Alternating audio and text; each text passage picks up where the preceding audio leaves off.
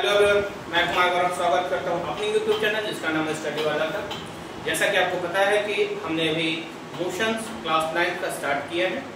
आज हम उसी को आगे बढ़ाते हुए एक नए टॉपिक को पढ़ेंगे। कहते हैं कि जब तक आप फिजिकल कुछ क्वांटिटी की बात ना कर लें तो हम आगे नहीं बढ़ सकते। नॉर्मली फिजिक्स में तो आगे नहीं बढ़ सकते, आपको उसके बारे में पता होना चाहिए। तो आज हम पढ़ेंगे कि हमारे पास क्वांटिटी है क्या। क्वांटिटी में भी अगर हम मान के चले तो फिजिकल क्वांटिटी क्या है, फिजिकल क्वांटिटी क्या है, उसके टाइप्स क्या है। अगर टाइप्स की बात करें तो फिजिकल क्वांटिटी हमारे पास दो टाइप्स के होते हैं, एक फंडामेंटल क्वांटिटी होता है, एक हमारा डेराइव्ड क्वांटिटी होता है। फंडामेंटल क्वांटिटी हमारे पास सिर्फ 7 होते हैं, हम उसकी बात करेंगे। उसी फंडामेंटल क्वांटिटी को हम उसके यूनिट्स के फॉर्म में रिप्रेजेंट करते हैं। तो कौन कौन से फंडामेंटल क्वांटिटी हैं, कौन कौन से फंडामेंटल यूनिट है, इसी की बात आज हम करेंगे। ठीक है, आइए। तो सबसे पहले कहते हैं ना, छोटा सा टॉपिक अगर ध्यान दें तो हमारे पास क्वांटिटी क्या है। ठीक है, क्वांटिटी क्या है।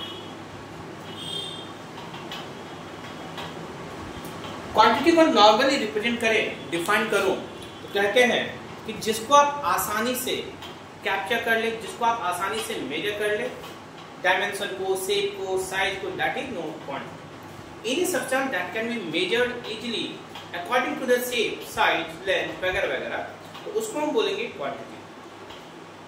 क्वांटिटी को हम डिफाइन कर दिया, चलो ठीक है भाई, हमने मान लिया क्वांटिटी क्या है।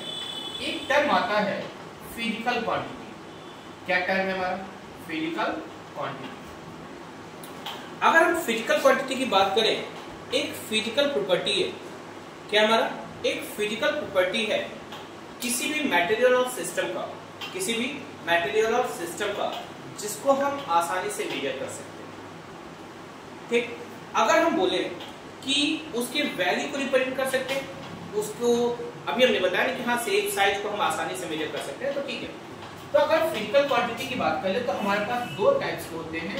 एक होता है फंडामेंटल क्वांटिटी, एक होता है फंडामेंटल क्वांटिटी, और एक होता है डिराइव्ड क्वांटिटी।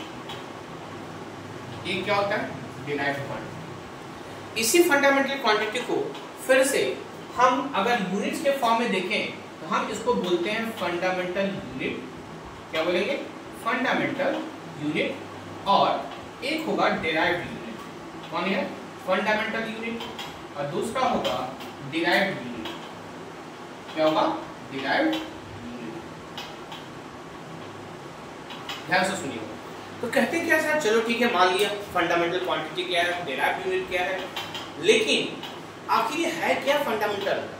हम इसको फंडामेंटल क्यों बोलते हैं, डिराइव्ड क्यों बोलते हैं? तो हमने कहा कि ठीक है, आप अगर फंडामेंटल क्वांटिटी की बात करते हैं तो फंडामेंटल का मतलब होता है बेसिक।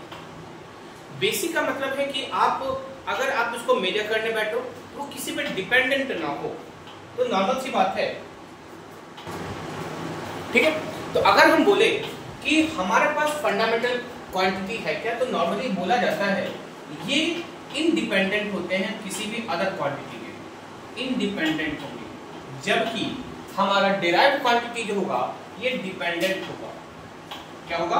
डिपेंडेंट होंगे। किस पे? Dependent on physical quantity. क्या? Dependent on physical quantity. ठीक है, अब सोचने वाली बात है। सोचने वाली बात क्या है वो बता दो। आखिर मेरे पास कितने फिजिकल क्वांटिटी हैं तो बता दो। हमारे पास टोटल 7 फिजिकल क्वांटिटी हैं, और उसी 7 फिजिकल क्वांटिटी के 7 फंडामेंटल सॉरी हमारे पास 7 फंडामेंटल क्वांटिटी हैं। 7 फंडामेंटल क्वांटिटी के 7 फंडामेंटल यूनिट हैं। ठीक है, सातों को जिसपे वो 7 जो है किसी दूसरे पे डिपेंड नहीं होंगे, दूसरे पे डिपेंड नहीं होंगे। इसका मतलब आप समझ रहे हैं कि वो अपने आप में कंप्लीट है। ठीक है, ठीक। तो अगर हम बोले फंडामेंटल क्वांटिटी कौन कौन से हैं, ध्यान से देखिए। हमारे पास 7 फंडामेंटल क्वांटिटी हैं। कितने हैं? 7 फंडामेंटल क्वांटिटी। क्या है? 7 फंडामेंटल क्वांटिटी। पहला है मास, दूसरा लेंथ, सेकंड क्या होगा लेंथ, थर्ड हो गया टाइम, थर्ड क्या होगा टाइम, ठीक है। आइए फोर्थ होगा टेम्परेचर, फोर्थ क्या होगा टेम्परेचर, फिफ्थ होगा करंट, फिफ्थ क्या होगा करंट, सिक्स होगा luminous intensity, luminous intensity, luminous intensity, last होगा अमाउंट ऑफ सब्सटेंस,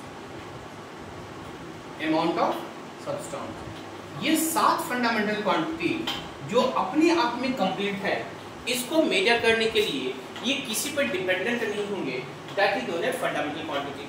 अब भाई देखना, अब फंडामेंटल क्वांटिटी है तो उनका फंडामेंटल यूनिट होगा जिसमें हम उसको मेजर कर सकते हैं।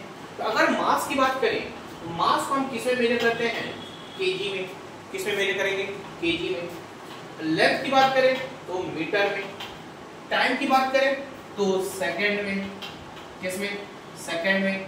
टेम्परेचर की बात करें तो केल्विन में, किस में मेजर करेंगे केल्विन में। फिर आपको बोल दूं करंट को किस में एम्पियर में, करंट को किस में एम्पियर में। लुमिनस इंटेंसिटी को कैंडेला में, लुमिनस इंटेंसिटी को कैंडेला में। अमाउंट ऑफ सब्सटेंस मोल में, अमाउंट ऑफ सब्सटेंस मोल में। लेकिन बता दूं इन 7 के अलावा मेरे पास हमारे पास कोई फंडामेंटल क्वांटिटी नहीं है। अगर आप थोड़ा सा फर्दर आगे जाएंगे ना तो आपको इसके बारे में पता चलेगा कि इसकी प्रॉपर डेफिनेशन है, इसको प्रॉपर्ली डिफाइन किया गया है, जो आपको पढ़ना भी है नहीं तो ज्यादा तामझाम करना नहीं है, ठीक है। तो कहने का मतलब समझ रहे हैं कि आपके पास जो फंडामेंटल क्वांटिटी है वो अपने आप में कंप्लीट है। ये हमारा फंडामेंटल क्वांटिटी, ये हमारा फंडामेंटल यूनिट। ठीक है सर, डिराइव्ड यूनिट कैसे फंडामेंटल पे डिपेंड है। सपोज कीजिएगा आप अगर बोला जाए कि हमारे पास डिराइव्ड यूनिट क्या है, डिराइव्ड यूनिट होता है जो डिपेंडेंट होते हैं किस पे, डिपेंडेंट होंगे फंडामेंटल क्वांटिटी पे, dependent on fundamental quantity, fundamental quantity, ठीक है। अब कहेंगे कैसे, ध्यान से देखिएगा। अगर हम एरिया को निकालें, एरिया का फॉर्मूला क्या होता है लेंथ इनटू ब्रेथ, ये होगा, आपको भी पता होगा। एरिया ऑफ रेक्टेंगल निकालिए चाहे एरिया ऑफ स्क्वायर निकालिए, आपका हमारा क्या होगा एक रिश्ता तो बना होता है लेंथ और ब्रेथ का। किसका बना होगा लेंथ और ब्रेथ का, भाई सुनिएगा। आप कहते क्या इस लेंथ को भी हम मीटर में यूज करते हैं, ब्रेथ को भी हम लिखते हैं किसमें मीटर में। देखना भाई ये भी हमारा लेंथ हो गया, ये भी हमारा लेंथ हो गया, और लेंथ हमारा कौन से क्वांटिटी है फंडामेंटल क्वांटिटी। मतलब आप समझ रहे हैं कि नॉर्मली जो डिराइव्ड क्वांटिटी है वो किस पे डिपेंड है, डायरेक्टली डिपेंडेंट है किस पे हमारे फंडामेंटल क्वांटिटी पे। किस पे डिपेंड है भाई देख लो। और वॉल्यूम किसकी बात कर ले, वॉल्यूम, वॉल्यूम क्या होता है length into breadth into height.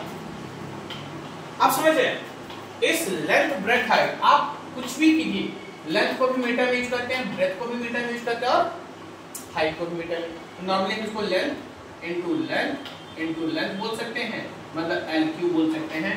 आप सोच रहे हैं वॉल्यूम भले अपने आप में क्वांटिटी है लेकिन वो डिपेंडेंट किस पे है हमारे फिजिकल क्वांटिटी पे, सॉरी हमारे फंडामेंटल क्वांटिटी पे, मतलब फंडामेंटल यूनिट पे। आपको अगर वॉल्यूम का डेफिनेशन फॉर्मूला निकालना है तो आपको हमेशा वॉल्यूम का यूनिट निकालना है, आप हमेशा डिपेंडेंट किसमें होंगे फंडामेंटल क्वांटिटी। सही बात है। आओ भाई अच्छी बात बता रहा हूं, देखना भैया। डेंसिटी, डेंसिटी बताना आराम से देखिए। डेंसिटी इक्वल टू क्या होता है mass upon volume, mass upon volume. ध्यान से देखिए मास अपॉन वॉल्यूम। अच्छा बताना भैया मास क्या है, मास किस पे डिपेंड है, मास तो खुद में कंप्लीट फंडामेंटल क्वांटिटी, जबकि वॉल्यूम किस पे डिपेंड था लेंथ पे। किस पे डिपेंड है लेंथ पे। बताओ डायरेक्टली डेंसिटी किस पे डिपेंड है हमारा मास और लेंथ पे। किस पे डिपेंड है मास और लेंथ पे। ये हमारा है डिराइव्ड और फंडामेंटल क्वांटिटी। आपको बता दूं इसी को हम आगे बढ़ाते हुए हम इसी का डायमेंशनल फॉर्मूला निकालते हैं। ठीक है, तो आज के लिए इतना ही। तब तक के लिए फिर कल मिलेंगे एक नए टॉपिक के साथ, हम इसी से आगे कंटिन्यू करेंगे। ठीक, तब तक के लिए गुड बाय।